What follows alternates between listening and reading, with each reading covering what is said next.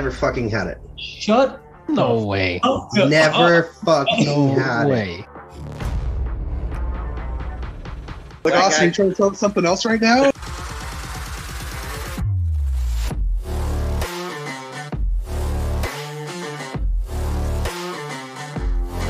All that experience, all that emotions, all the things that happen in that one life is boiled down to what we call instinct. And that's the only thing we can bring over to the next life. You won't be hanged. You'll be canceled.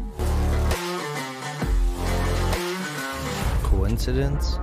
Coincidence? Coincidence.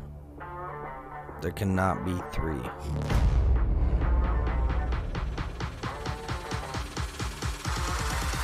All right. Hello and welcome back to the Collective Minds podcast. Today, it is the morning of September 11th, 2022, and we are here to talk about this same date 21 years ago and the allegations and conspiracies set forth from what I believe to be true domestic terrorism from the elites of this world. Let's start with the 3 weeks before the tragedy, where alleged trucks were coming in at late hours when people were gone. And because of supposed power outages, the cameras would go out and no one could ever see what they were doing. And this happened for 3 weeks, where they were coming in and allegedly getting the buildings ready for controlled demolition. People were being told to stay away in August, way before the actual incident. Many elites have came out and admitted this.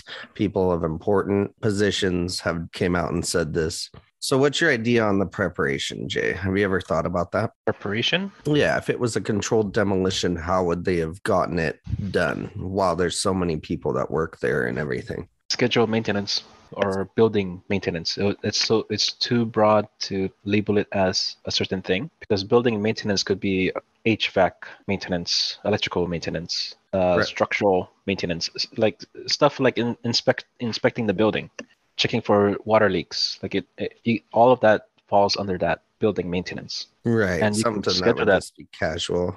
Yeah. Something normal, like day to day, not out of the ordinary type of event. Something that appeared as normal, and when it wasn't normal, they were doing it allegedly after even the cleaning people left the building. So it was way early hours in the morning, and it took them 3 weeks to prepare. So they must have had certain time slots. And like electrical work happens at night because you don't want to interrupt people working, right? So if they have to like shut off parts of the building electrical wise, that's the time you would do it, when no one's in the building. The perfect plan. It's the only way to really get rid of it or get away with it. However, like a lot of people still, and even when it happened, before it happened, were calling it out, because there was the original attempted bombing on the same building or one of the buildings before. So there's a story, Jay, of this Muslim child that was in class and they could see the Twin Towers from the classroom window. And the story goes that the kid pointed at those buildings and said, those are going to be collapsing soon, something along those lines, which is all hearsay. A lot of this is when it comes to that, but we can't dismiss any of it. It's all going to be brought to the table, but very interesting. And there was also reports of giant groups of the same people like cheering and stuff as it happened and before it happened, like pretty much like a parade of excitement. So this wasn't something that just happened. It was known about. And those could be stories trying to mislead and make Americans pissed off at them, which did happen. I mean, people at airports after that couldn't look at like Muslims the same. It freaked them out for a while, which is messed up, but it's the perfect scapegoat. Fear what the unknown, and we didn't know a whole lot about them back then. There's reports of horizontal ejections from the explosions in those buildings. So a plane hitting them wouldn't cause it to explode like a bomb and like stuff blowing out the side. Many people saw that. Lots of booms and stuff. There's a video of firefighters being radioed in that there's a bomb inside and to get people out of the way and to get back. right before one of the buildings fell. I didn't hear that. Yeah, I actually just watched it. He's sitting there and he repeats it because he's verifying what they said. It's like, there's a bomb in there. Why would they need a bomb? That's a good question, right? Right. Well, because those planes couldn't take out the buildings by themselves. And they like to say that Osama bin Laden was behind all of it. Well, he was a civil engineer. He knew what it would take to take out a building like that. And it was not an airplane. And like to help prove that, there was the heat from pyroclastic clouds that melted the vehicles outside of the buildings. And when the planes hit, the smoke on the planes were black, and it's from like lack of oxygen. And then the rest of the building, when it went, the smoke was white. It's like soldered there and kept burning underneath for a few months, and it was all white. So the heat was way different between the two. The plane was a lot cooler. About the planes themselves, so they didn't get taken down. They flew around for an hour and were intercepted, or were not intercepted, by the military. And the military was told to stand down because it was a training exercise. That's like one of the most suspicious things I've ever heard, because they had the capabilities and even did the call in on, do we need to take this plane down? Yeah, they could technically shoot an engine and then it would force the plane to go down. It won't necessarily make the plane explode, but it'll force it down to a point where, like, if they shot with their guns from the jets, not missiles, just the regular guns, they shot up a engine. Sure, there's going to be a fire. Sure, there's going to be fuel leaking, and there's a potential of the wing being damaged. But it's such a large aircraft that there are redundancies where they could cut off the fuel going to that broken engine to stop the fire, and or shut off all the engines just in case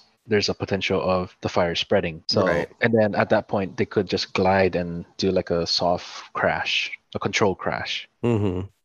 And that's like, why didn't they do that? Right. They were told to stand down, but that's even if the actual planes were the ones they said they were. Because allegedly people were calling them military planes, saying they looked more like jets than commercial aircraft, and that they were military planes painted as commercial aircraft. And there's pictures of the planes that hit the buildings, and they have a line through the belly of them, and that's not used in commercial airlines. So I guess the theory on that is at least one, if not all, were not the planes they said they were, and that the planes that were on those flights landed, the other ones took their position and then crashed into those buildings, which there's a lot of videos of that, of the people going, no, that's not it looked more like a military plane than a commercial airliner. These people would know, they fly all the time. So, Jay, then there's the 2.3 trillion, the money at the Pentagon that supposedly disappeared. And there was an investigation being looked into that there. Coincidentally, quotes, plane hit that exact part of the building where that was happening at. However, the video that shows the alleged plane hitting it, there's no actual plane impacting it. There's no actual video of that. You just kind of see something like go by and then the devastation to the building or whatever, but they don't have like an actual video of this, which is very interesting. I mean, that's just coincidence above and beyond when it comes to that. But so then there's the pickup of it. So Rudy Giuliani was the mayor. They were trying to do investigations on the rubble, but as they were like picking up the rubble, the inspector guys would have to like run in and try to grab a piece or look at it, and then they'd keep moving it with like the big heavy equipment there. So they didn't even get to do an actual inspection investigation. It was all locked down, cleaned up as fast as they could. There's theories that a lot of that was sent to China, like recycled to China. And I heard this before, that there's still like body parts of people there that are in their roads or sidewalks or something from 9/11, which is crazy. I can't verify that, but more crazy stuff. So here's a statement that was written about Mayor Rudolph W. Giuliani. And it says his actions following the 9/11 attacks on the New York World Trade Center towers have been held by many to be a flawless example of crisis leadership. I believe there is much we can learn from the leadership behaviors he demonstrated during that trying time, which is just crazy. So if this was a plan and they were in on it, they were all in on it. Right. And none of the locals, the people that were there, the people that don't believe the story that was put all over the media with this entire situation are the people that were there. the people that witnessed it, the people that recorded it, the people that actually experienced this event are the ones that don't believe the mainstream story or the government's put out story about it. So they were hearing explosions like bombs. People were killed, like broken bones, all that stuff from just the explosion. It was blowing out sides of the building. So what was doing that? What was literally throwing walls against people and killing them or maiming them? That didn't happen from an airplane. And yeah, the heat from those airplanes couldn't melt the beams that held that building. I know Osama bin Laden knew that. I heard that it's they used thermite explosives Mm-hmm. to bring down the building, and those pools of hot metal that was still burning or still hot days after is, according to the experts, is a result of thermite being used. Yeah. And it's untraceable. So other types of explosives have tracers in it, but thermite doesn't. And it just burns for a long time. So people that actually demo buildings or work with explosives and stuff, they're like, that's thermite. And then the cleanup crew too. You know, getting it out of there as fast as you can and shipping it off somewhere. It's not just the cleanup, it's get it out of here. This is evidence of thermite. Perfect timing to bring up the Mothman as well, because allegedly he was there, and it kind of connects that some more. So maybe Mothman doesn't just show up at, like how I said, places of devastation and large amounts of death, but also connected to the government. Maybe it is like that if you look at all the times he's been seen. Seems the government has had a hand in it. Anything else I missed, Jay? Building 7. Yes. And I couldn't remember who it was, but whoever owned the buildings took out an insurance policy that was crazy high right before it happened. So what do you know about Building 7? Who was it? Warren Buffett? Wasn't it him? No. I can't remember which elite it was, but they made a ton of money. So it looks just like that bridge, and it looks like that Titanic situation where the insurance payouts had to be crazy amounts of money. So it was financially based entirely through, because then they got to start a war in the Middle East, or at least keep it going, make it bigger. And at the same time, someone's getting a giant insurance payoff, and the Pentagon is missing $2.3 trillion. Yeah. So what about number 7, Jay? So the World Trade Center Building 7, although no planes hit it, it also fell. And it wasn't mentioned in mainstream media. It was mentioned here and there, but the main focus was the Twin Towers. I forgot what that building was mainly used for. I think that, if I can recall right, I think that was part of the insurance plan too. Like that one had to go down to get all the money or something. I don't know. It's just crazy how these things happen. And we were all like little kids when it happened, and no one was that like conspiratorial about stuff around that time. And I think of connecting that with Y2K, the end of 1999. Y2K, the government puts all these systems in your computer now to fix the problem. So then they have access to all your computers and systems, which is crazy scary. But now we just live with it every day. You know, there's a camera everywhere. There's a mic everywhere. You know, they're watching and logging everything. And then 9/11 happens, and now they can literally come search you for it. They can watch it and analyze everything you do. And then they're allowed to invade you even more on the idea of domestic terrorism that they created. So Jay, question, where were you on September 11th, 2001? I was in high school in my social studies class. Actually, no. That's when the news came out that, or reached me in my area, that the World Trade Centers went down. The actual event of the planes hitting was when I was still asleep. Gotcha. Oh, yeah, because you would have been in Hawaii, correct? Yeah, I think the World Trade Center buildings were hit around 10-ish, right? That would have been around 4 or 3 a.m. at that time. So I would have still been asleep. So you woke up to it? Yeah. Well, I woke up to the news was saying something happening in New York. My parents weren't going to work. They were told to stay home because my parents they weren't working in a federal building, but they work for the federal government on the civilian side. It's a weird thing where it's federal but not federal, but they were told to stay home. And I just went to school like normal until in class where they announced that all students should go home. And I think that's around the time where both buildings went down. Gotcha. Yeah, I was in the boonies, so they kept us in school. There was no plane gonna hit us ever. Be a waste of a good plane. No, there I had like 12 kids in my class. I was in first grade though, not high school, but I just remember people crying and it being a really big thing, which it was. It got very emotional for Americans. It drove a big, like started a big fire under their ass to really want to go to war and blow some shit up. Yeah, it did. It was the perfect thing to do that. So at the time, people were all emotional, sad, angry, wanting to get revenge. And most of people, like we see today too, brainwashed, but they overlooked all of the inconsistencies. And I think a lot of them were happening on live TV at the same time, the inconsistencies, but people would just assume that they were just getting information wrong or quick, left and right, up and down. But and back then, you're more trusting with the media, right? Oh yeah, everyone. No one was awake. Everyone was asleep. They should have been awake after Y2K, man. That would have woke me up. Today's age, something like that. Oh wait, we just had something like that.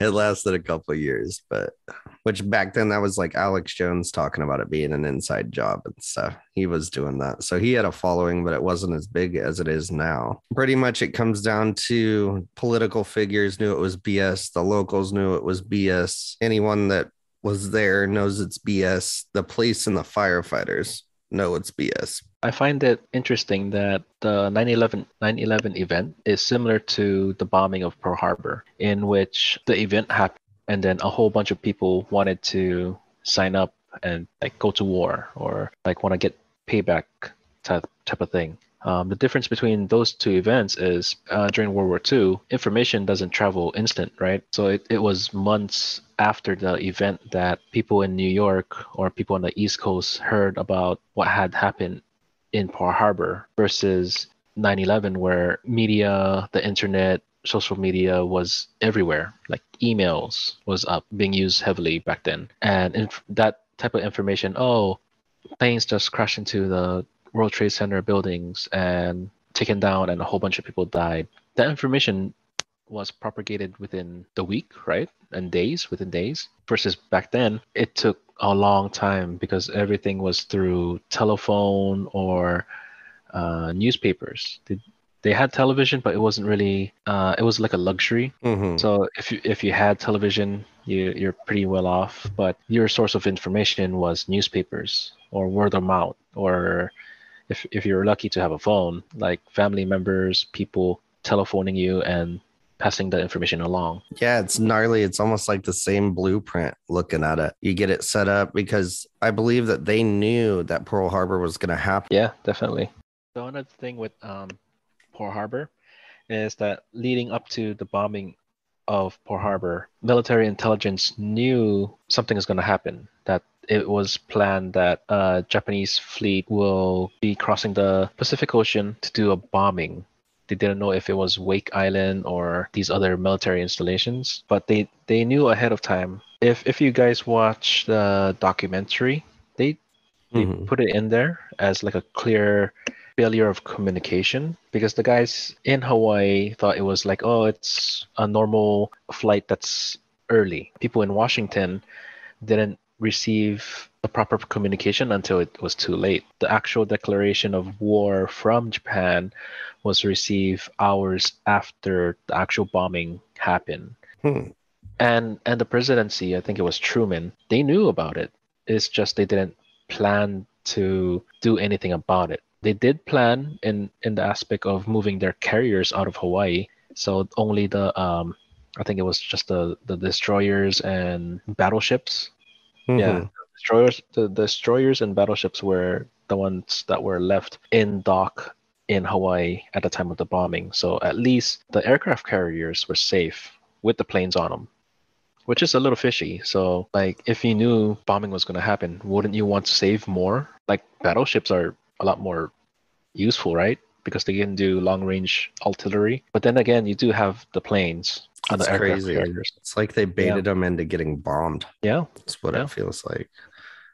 It does. It feels a lot like 9/11. And I feel both presidencies knew about it. Oh, and yeah. For one reason or another, there was a lack of reaction. Well, didn't Bush say something about one of the towers going down and then it hadn't gone down yet? I think he said something on the news Prior about to it happening? No, like, so Or- while it was happening, one of the last buildings to fall, he said it might have been Tower 7. But for example, he was like, Tower 7 fell, but it hadn't yet fallen. And then it happened later after he said it. So is it one of those like someone at the controls like sleeping on a job and like the manager just burst into the door? Hey, the tower hasn't fallen yet. Push the button right now. Yeah.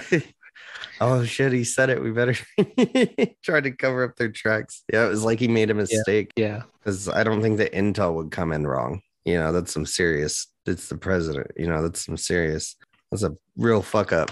But it was like he knew beforehand and then he said it.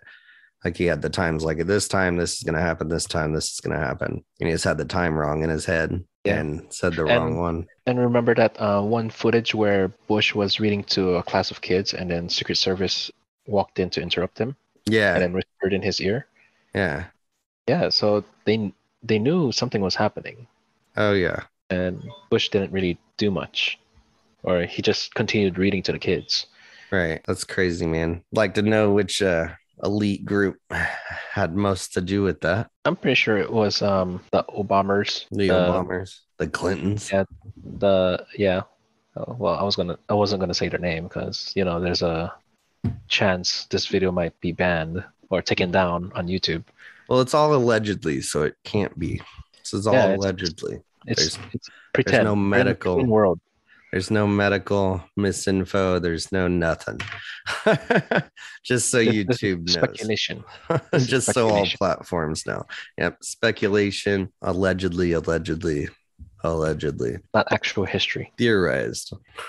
Right. All right, guys. Thank you for coming to the Collective Minds podcast. It's been a good one. Short one, but a good one. If you'd like to see more of us, we now have our new RSS feed for all podcast websites. I'll be posting that in our channel page for everyone to click on if they'd rather see us somewhere else than here. But we're still covered on a lot of platforms and growing. Yeah. We are out.